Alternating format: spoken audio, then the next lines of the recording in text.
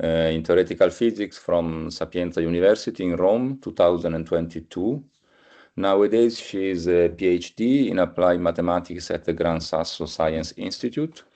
Her interest in research includes statistical mechanics, quantum field theory, with a focus on lattice systems, localization phenomena, and real-time approaches to lattice field theory. The title of the seminar is already shown here. It's Localization and Classical Entanglement in the Non-Linear Schrödinger Equation. Martina, please, you can start. Okay, so thank you for the nice introduction. Today, as you already anticipated, I'm talking about localization and classical entanglement in the discrete non-linear Schrödinger equation. And this talk is based on this article on JSTAT, and it's done in collaboration with Giacomo Gradenigo, who is my PhD supervisor at Gran Sasso, Stefano Iubini, and Roberto Livi in Florence. So first I'm going to introduce the model, which is the discrete non-linear Schrödinger equation. So the starting point is of course the continuum version, so the continuum non-linear Schrödinger equation, which, as you may know, is an integrable system which describes, for example, nonlinear dispersive waves, and in particular the condensate wave function in Bose-Einstein condensate. So if we discretize this equation, so we discretize space, and we approximate the Laplacian with the finite difference, we find that this new system describes, like, for example, Bose-Einstein condensates in optical lattices. And this new equation that we write in the discrete is made of a hopping term, which is the discretized Laplacian, plus a nonlinear interaction. This new system is not integrable anymore, but it concerns only two conserved quantities, which is the norm and the energy. So interestingly, when we simulate this system, we observe a very peculiar phenomenon. So for low energies, we find that the condensate wave function oscillates without a clear pattern. But for high energies, we find that the condensate wave function creates some very peculiar structures that we call breather. So essentially, we find that the energy tends to localize on a single side of the lattice, and creates these structures that you can see here in these simulation results. So the outline of my talk is going to be first to understand a little bit better this mechanism of localization and how it is related to the ensemble inequivalence.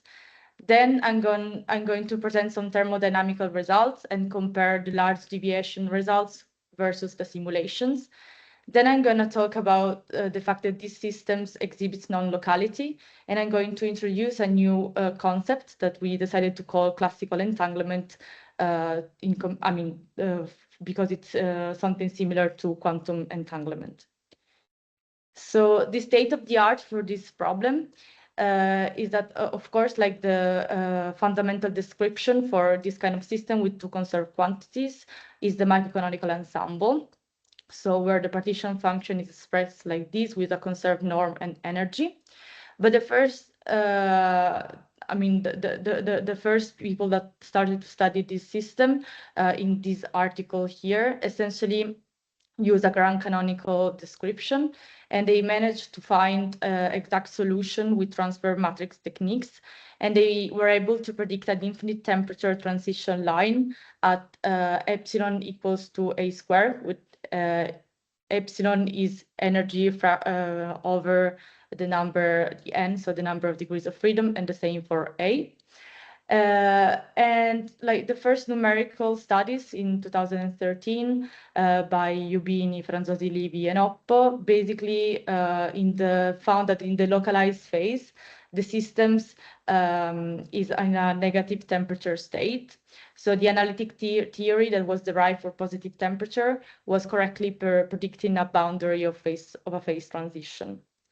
So if we look at the phase diagram for this system, we find that for low energy, the phase is delocalized and the temperature is positive, while for high energy, the state is localized and the temperatures are negative.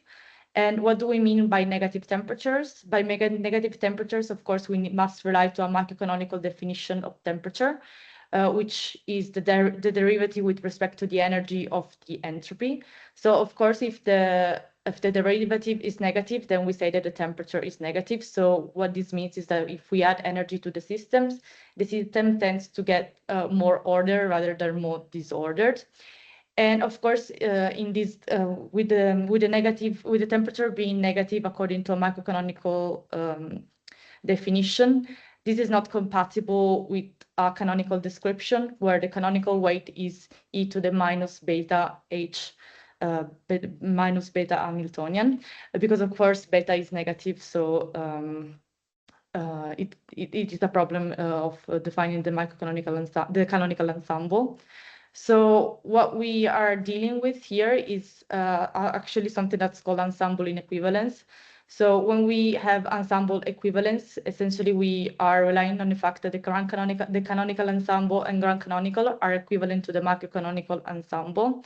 And this happens when essentially the saddle points equations here that are written on the screen have real solution. So essentially, it happens when for any choice of microcanonical energy, we can find a temperature which yields that value in average. And of course, when we have a phenomenon like localization, this does not happen. So what happens is that when we have an energy that's beyond a threshold energy, we find that the system cannot obtain such energy by equally sharing the energy among the degrees of freedom. So what the system does is the threshold energy is identically distributed among the degrees of freedom. So we have an infinite temperature background, but the excess energy is all put on a single site or few sites. But like the essence is that it is localized. So in the system, we find that like the threshold energy is distributed while the excess energy is put, like, for example, here on this structure that we call breather. So of course, such a particular equilibrium distribution is impossible to be predicted by a canonical ensemble. So that's when we say that the ensembles are inequivalent, so that the canonical ensembles fails to predict this state, which is an equilibrium state. So when we studied the thermodynamics of this system, there were some previous results by Gran, Ubini, Livi, and Majumdar, where they actually studied, instead of studying the full Hamiltonian, they made an approximation. So they neglected the hopping term because the on-site terms, so the interaction terms, are of order n, while the hopping terms, since they are sum of random signs objects, they are of order square of n. So the first calculation were done by a large deviation calculation when the partition function here written neglects the hopping term. So basically the computation becomes tractable. And what they found by this calculation was essentially that they were able to compute the entropy of the system, and they found that the transition is more complicated than a straight like transition. So there's like an intermediate regime where the system, where the temperature of the system is still negative, but we have pseudo-localization, and the transition line disappears in the thermodynamic limit. So when we send the n to infinity, we find that this transition line disappears. But for finite size systems, it's pretty much there, and we can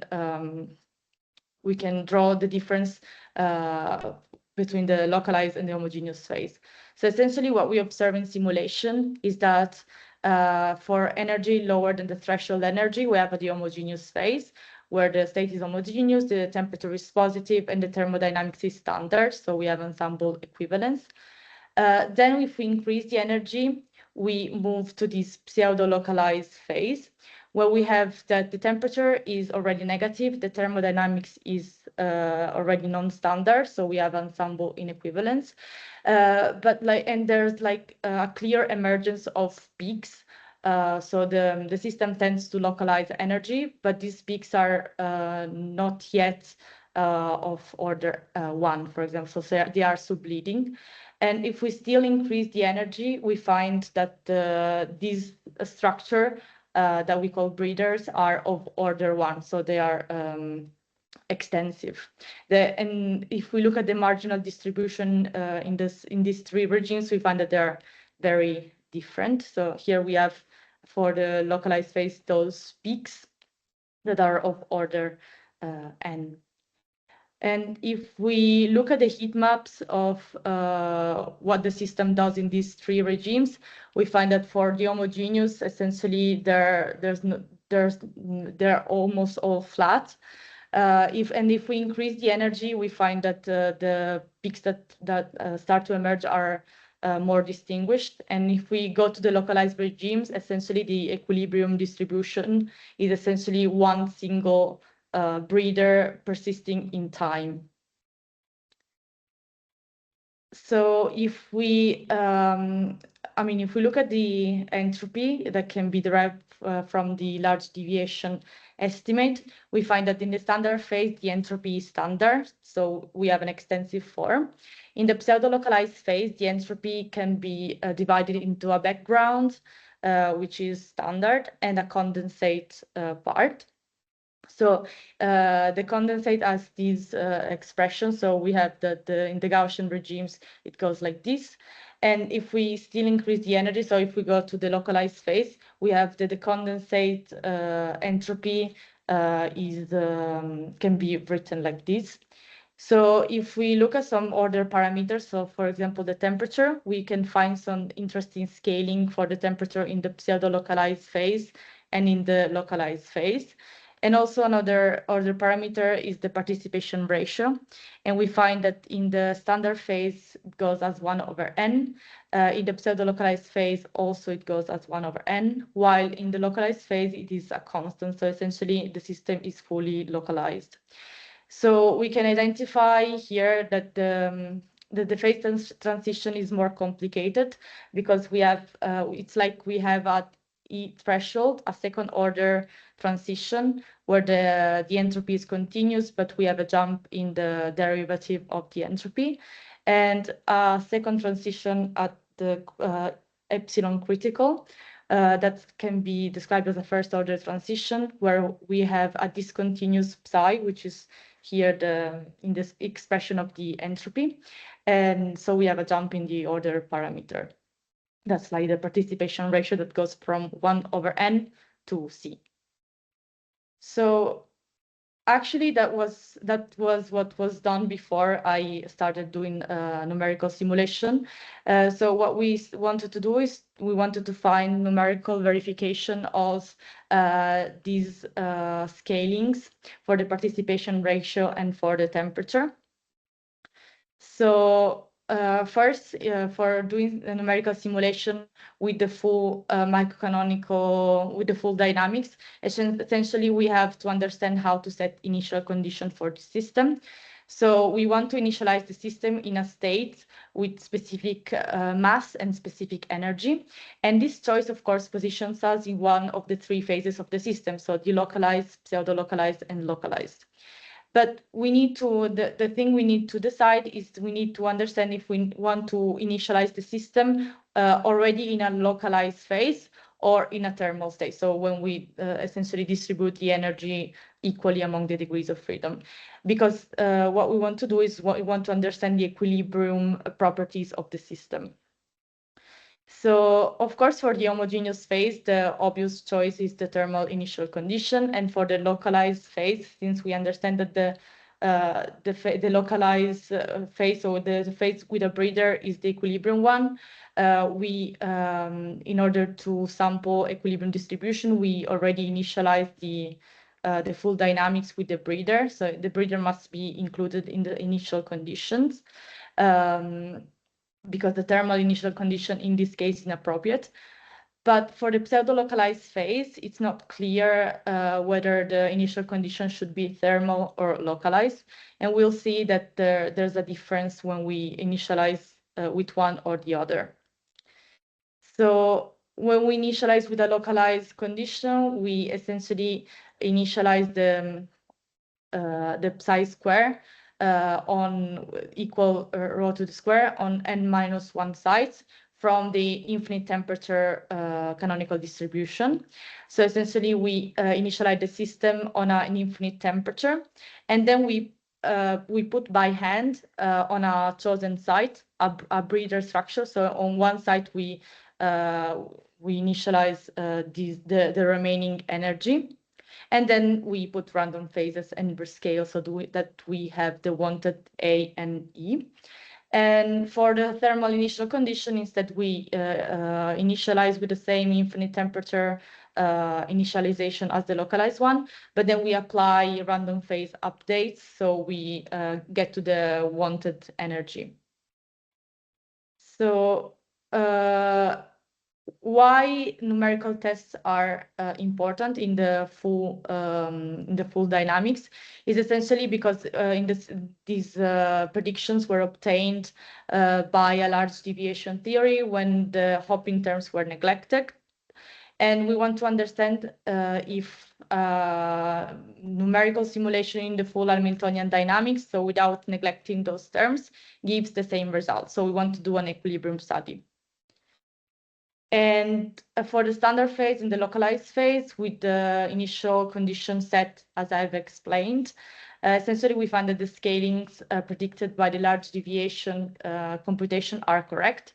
So for the participation ratio, when we are in the localized phase, when n increases, the participation ratio stays constant, while in the homogeneous phase, so for low energies, essentially it goes as 1/n, so the system is delocalized. And also the temperature, the microcanonical temperature has the right scaling with the system size. So we find that the temperature goes as -1/n, 1/2, essentially. So as for the pseudo-localized phase, the verification is a little bit more complicated, because as for the participation ratio, we find a clear difference if we initialize the system in the homogeneous phase, so with energy homogeneously distributed along the lattice, so it goes as 1/n, like the homogeneous low energy system. While if we put the breeder also in the pseudo-localized phase, we find that the breeder takes such a long time to basically melt that we find that the participation ratio has a plateau, so it stays, it doesn't decay as 1/n. And the same things for the temperature. So we find that the first point, so for the system size 128 and 256, we find that the behavior is almost the same. But for large lattices, we find that the how we initialize the initial conditions plays a very important role. So the behavior of the temperature is a lot different. But apart from the pseudo-localized behavior, we find that essentially the dynamics confirms that the localized states are indeed equilibrium states in the microcanonical ensemble, both according to the large deviation estimate and from the full microcanonical dynamics. So moving to the last part of my talk, I'm going to essentially talk about that the system is non-local, and I'm going to introduce the entanglement feature. So the starting point is what happens if we take measurements of the microcanonical temperature. So since the microcanonical temperature needs to be measured on a extensive on some extensive part of the system, we can choose to make measurements like, for example, here or here, here, here, or include the breeder inside, or either take a measurement on the whole system. And actually what we find is that depending on where we take the measurements, the results are very different, so they oscillate a lot. And this is like the black one is the measurement if we consider the whole system. And we find that basically coincides where if we take where the measurements is taken considering the region with the breeder. So essentially what it's taking us is that the measurement of the temperature is accurate only if we consider the whole system. So essentially we are observing that the local measurements are wrong because they fluctuate a lot. And since we have a global constraint on the energy, the questions that come natural to ask is if the system is non-additive and if there are non-trivial global correlations going on here. So the quantity that traditionally, like in quantum system, describes, answers this question is the entanglement entropy. So we try to reflect on that. And in particular, we asked ourselves if entanglement entropy makes sense for a classical system. And essentially because like the discrete nonlinear Schrödinger equation comes from a quantum system, because the nonlinear Schrödinger equation describes a quantum system, but like the discrete version essentially answers all the classical statistical mechanics properties. So it's essentially a classical system. And essentially we, at its core, the entanglement entropy answers the questions of statistical independence. So usually for simple classical systems, distant parts of the system are independent. So the joint distribution usually factorizes. So the implication is that the entanglement entropy does not scale with the system size. So essentially the scaling is constant. While usually for quantum entangled systems, distant parts are correlated. So joint distribution do not factorize. And so we have a non-trivial scaling of the entanglement entropy that usually is something like log n. So this is actually what happens for our classical system. And so essentially entanglement entropy at its core detects the lack of statistical independence in a system. And it's not inherently a quantum property, but rather it measures correlation in classical systems too.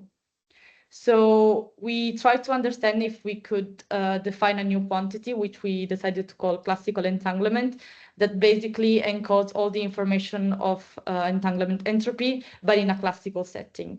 So if in a quantum system, we defined a reduced density matrix, so we take a total system, we consider a subsystem, and we trace out the environment, and then we define entanglement entropy as minus the trace of the reduced density matrix for the logarithm of the reduced density matrix. We want to define for our classical system something that is pretty much the analogous. So we use the single site marginal. So since we have a full periodic system, we consider a site of the lattice, and we integrate out all the remaining sites. And since all the sites are equivalent because we are full periodic, we average over all the sites of the lattice. And we compute this new quantity, which we call classical entanglement, basically in the same way. So minus the integral over the energy density of the single site marginal. So if we do that for our system, we can do it in two ways. So by obtaining the single site marginal from a large deviation estimate and from numerical simulation. And we want to understand how this classical entanglement quantity scales with the size of the system. And we hope that this reveals some sort of correlation structure of the system. So from numerical simulation, we find the single site marginal for the localized phase was this one, and for the homogeneous is basically constant for all lattice size. So we find that for the homogeneous phase, the scaling is trivial, so there's no scaling. While for the localized phase, we have a logarithmic scaling with system size, which is essentially what they find for quantum entangled systems. And also, if we study the same quantity for the pseudo-localized, we find that with the breeder, it tends to have a non-trivial scaling, while without the breeder, it's almost constant. This quantity also depends on the initialization we choose for the intermediate phase. And this is also backed up from analytically, because if we compute the single side marginal from the large deviation estimate, which essentially divides, we have as for flow energies, that it's like so essentially an exponential, and then we have a Gaussian peak. And if we compute this classical entanglement, we find that also analytically the scaling is log n.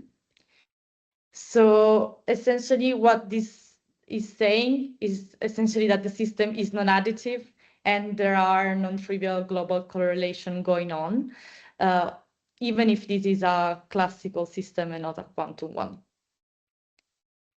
So as for the conclusion, essentially we understood that the localized phase is a true negative temperature state that can only be described by microcanonical ensemble, because in this phase the ensembles are not equivalent. As for the thermodynamics of this system, we understand that the localized phase is an equilibrium state with specific thermodynamical properties, and this is backed by numerical simulations with the full Hamiltonian, with the full dynamics.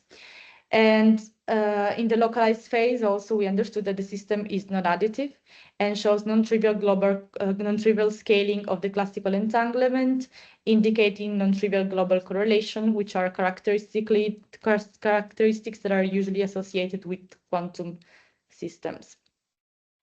So, thank you for your attention, and please ask me a question if you have any. Okay, thank you, Martina. Thank you. So questions? I don't see hands, only clapping hands. Okay, maybe I can. Maybe a question. So, Yeah. and so which formula do you use for the temperature in the simulations? For computing the temperature, the microcanonical definition, of course, yes. So, So you use I don't know, the Rugg formalism. Yes, the one where you the formula, yes, it's the one where you have, I don't remember the name of the article, but it's essentially when you have two conserved quantities. Okay, you cannot use the Rugg because you have two conserved quantities. Yes. So you have to modify the usual formula. So anyway, you increase the energy, and then you see how the volume increases with the energy, and this gives you the scaling, you mean? This, I mean, yes, this gives you the temperature. Okay. Anyway, there is a closed formula. So given the values of psi, you obtain some value of T. It's like an observable of the. You basically test the scaling with the system size of the temperature. So Yeah, no, but I would like just to know what you do concretely. So numerically. So which is the procedure by which from the configuration you get the temperature? It's like you do a non-local measurement. The algorithm that we use, it's from an article by Franzosi, I think, where you have, it's basically when you have the measurements of temperature when you have to conserve quantities. I think originally the algorithm was written by Stefano Juvini. Okay, so I will ask based on I will ask but Stefano. it's essentially a non-local measurement. So you select a subsystem where you compute the temperature. Okay, so don't worry. We have a question from Beppe Gonnella. a curiosity, if the classical entangle, if you know in which other context this classical entanglement has been used.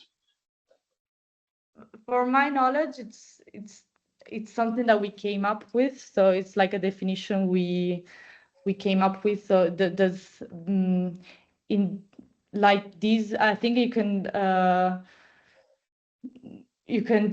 explain it as an entanglement of a subsystem, but like the definition of classical entanglement is something that was not in the literature before. So it's essentially something that we Introduced. we Okay. introduced, yes.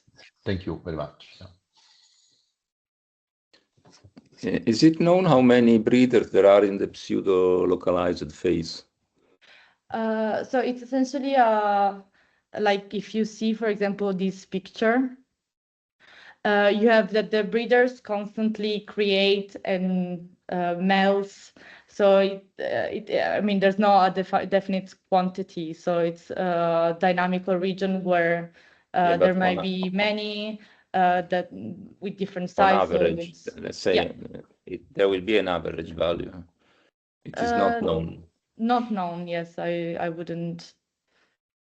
Because in the localized, you have only one, of course. Yeah, the equilibrium configuration is only with one breeder, but because the pseudo-localized phase is a bit more difficult to describe, because of course it also depends on how you initialize the phase. Because for example, if as initial condition you put a breeder, then it's gonna take a long time to melt away. So if we initialize in a thermal state, so if we distribute the energy equally, then you find that the breeders create and destruct like here, for example. But there's like maybe some breeder lasts longer, others melt instantly, and I mean it's not really said. But if you initialize with a single breeder, then it melts, but like depending on the system side, can take very long time. So it's because naively one could expect that this number of breeders is proportional to n, but the constant in front goes to 1 when you go towards the localized and towards n when you go in the homogeneous phase. But I don't know. I mean, it was just a curiosity. As far as I know, there's never been a specific study on the number of breeders in the pseudo-localized phase, but like there might be, I'm not sure. Okay, thank you. Thank you. Beppe, you have another question, or your hand here is as before? You are muted. No. Are you getting me? Yeah. Okay. Carmel, please. Okay. Yes, a question here. Carmel. Yes, my question, thank you very much for the presentation. My question was to know if, apart from large deviations, can you use any other method apart from the large deviations you use? Analytic or numerical?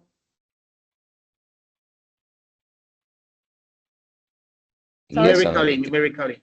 Okay, yes. Numerically, you can either do the full dynamics, or you can, like, for example, use some numerical algorithm that speed up the dynamics. So, for example, do some Monte Carlo that is microcanonical, and of course, that is faster.